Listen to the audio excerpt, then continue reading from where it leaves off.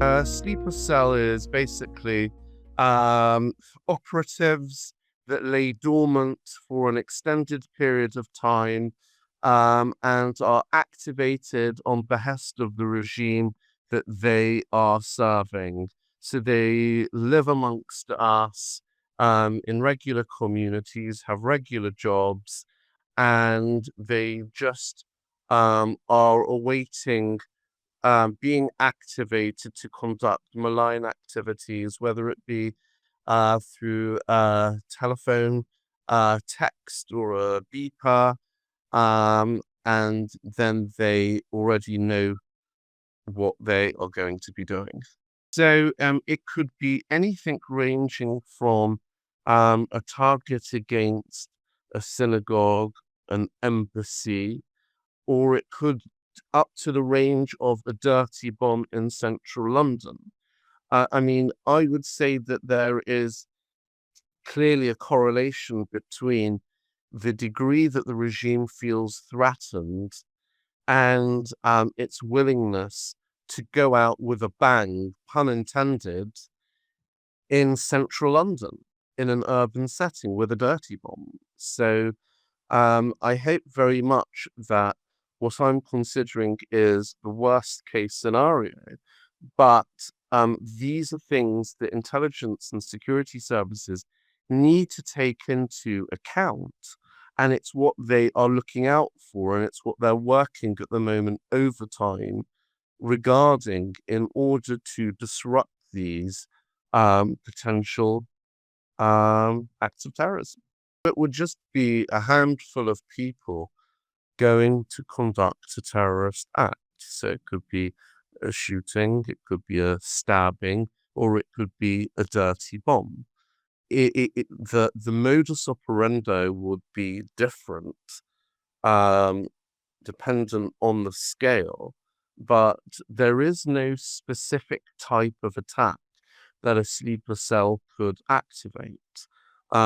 It could be broad ranging. Now, when you're talking about especially sleeper cells that are acting on behalf of um, authoritarian regimes like Russia or China, then you need to be thinking, okay, are we talking about the realm of biological weapons as well? So it's open ended. And I don't think that intelligence and security services are looking for a particular type of weapon. That's not going to be the indicator for them. They're going to look at those that are seeking to conduct malign activities, those who have been active in these communities. And as a result of that, they will be attempting to use, listening on chatter to see what type of weapons they intend to use. So again, I don't think there is a number. The US has faced the same border issues as Europe. And this is something that the MAGA crowd has been really going on about, which is the problem with open borders, the need to increase border security.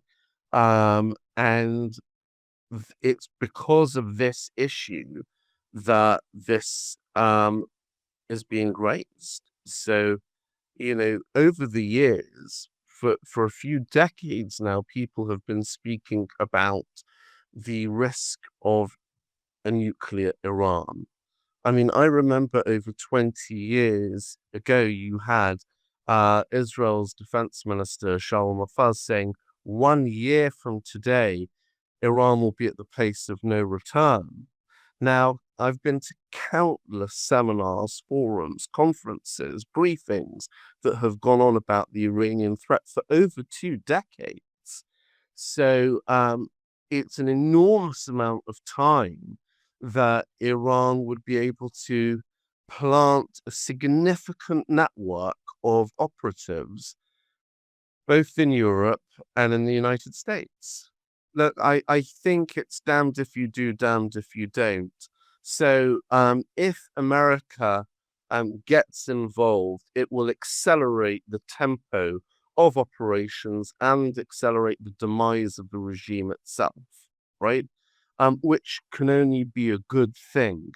At the same time, whether the conflict is going to be protracted as a result of American absence or shortened because of American involvement, the risk emanating from Iran's network of operatives will remain exactly the same, which is heightened.